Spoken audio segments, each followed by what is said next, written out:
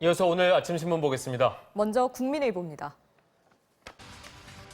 최근 대학 내 인기 있는 행사 가운데 하나로 꼽혔던 졸업사진 문화에 변화의 바람이 불고 있다고 합니다. 딱 붙는 치마에 진한 화장 등 사회적 여성성이 극대화된 사진이 아닌 일상복을 입고 캠퍼스 안을 돌며 진짜 모습을 찍는 학생들이 늘고 있다는데요. 지난해 본격화된 탈코르셋 운동의 영향 때문으로 분석이 되는데 졸업사진 촬영 자체를 거부하거나 사진 촬영을 위해 예약했던 헤어와 메이크업을 취소하는 학생이 많아지면서 관련 업체들은 울상이라고 합니다. 공무원 시험 인기가 매년 높아지고 있다고 하죠. 그런데 공무원 시험 인기와 공시의 메카로 꼽히는 서울 노량진 고시촌의 경기가 거꾸로 가고 있다고 합니다. 인터넷 수강이 늘면서 직접 노량진 학원에 나와 강의를 듣는 수험생이 줄었기 때문이라는데요. 거리에 다니는 공시생 수가 눈에 띄게 줄면서 고시촌을 대표하던 컵밥집, 고시식당, 서점 등 곳곳이 문을 닫았고 근처 원룸이나 고시원에도 공실이 늘고 있다고 합니다. 유동인구가 많아서 알짜 점포로 평가받던 지하철 내 상가들도 공실률이 높아지고 있다고 합니다.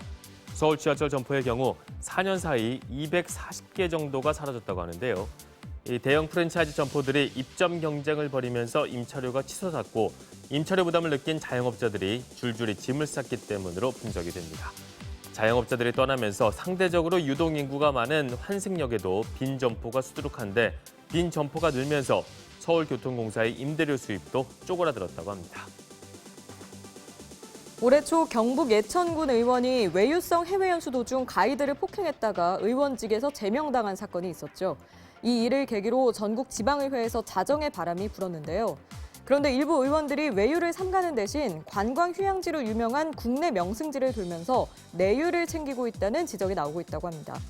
의원들은 지방 세미나를 통해 현안을 점검하고 의정 역량을 강화한다고 말하지만 관광 휴양지 갤러리 관람이 필수인 일정을 보면 현안 점검이나 의정 역량 강화와는 거리가 있어 보인다고 신문은 보도했습니다.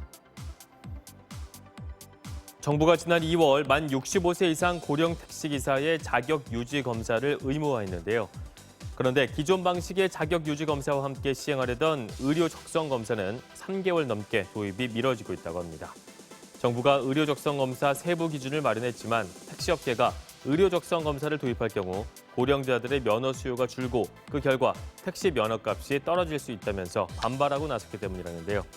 이에 대해 정부는 고령 택시기사들의 신뢰 회복을 위해서라도 의료 적정 검사가 조속히 시행해야 된다는 입장이라고 합니다. 세계보건기구 WHO가 게임 중독을 질병으로 공식 분류하면서 우리 보건당국도 질병 관리를 위한 절차에 착수했다는데요. 게임 중독이 질병에 등재되면 어떤 변화가 있을까요? 먼저 건강보험으로 알코올 중독이나 우울증 등을 치료하듯 게임 중독도 질병으로 분류돼 건강보험이 적용될 수 있다고 합니다. 또 16세 미만 청소년의 심야 시간 게임 이용을 제한하는 셧다운제나 하루 결제 한도를 제한한 웹보드 규제처럼 게임 이용 시간이나 결제 등에 대해 각종 규제가 생길 가능성도 높다는데요. 게임업계는 이른바 게임세 도입에 촉각을 곤두세우고 있는데 정부가 담배 부담금처럼 게임 중독 예방이나 치료 사업에 필요한 자금을 확보하기 위한 명목으로 세금을 부과할 수 있기 때문이라고 합니다. 일본이 아시아를 침략할 때 사용했던 우길기를 일본 문화의 일부라고 주장하는 홍보물이 지난 금요일부터 일본 외무성과 방위성 홈페이지에 게재됐다고 합니다. 일본어판과 영문판으로 게재된 홍보물은 우길기가 제국주의 일본군이 사용하던 전범기였다는 사실은 언급하지 않은 채 우길기가 오랫동안 일본의 수많은 일상생활에서 사용되고 있다는 설명과 함께 예시 사진이 덧붙여 있다는데요.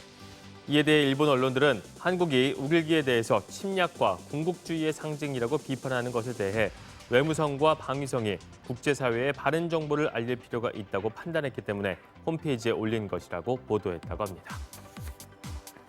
미중 무역 갈등이 첨예해지는 가운데 양국 방송 여성 앵커들이 대리전에 나섰다고 합니다. 선제 공격은 도널드 트럼프 미국 대통령에게 우호적인 폭스 비즈니스 앵커가 했습니다. 지난 14일 방송에서 중국의 지식재산권을 훔쳐가서 미국이 매년 6천억 달러의 손해를 보고 있다고 말한 건데요. 이에 대해 중국 국영방송 CGTN의 앵커가 미국의 지식재산권 피해 액수가 중국이 아닌 전 세계를 범위로 한 것이라며 제대로 된 리서치팀이 필요하다고 반박했고 두 사람은 SNS까지 옮겨가 설전을 벌이다 한국 시각으로 30일 오전 9시 방송을 통해 공개 토론을 하기로 합의했다고 합니다. 지금까지 아침 신문 살펴봤습니다.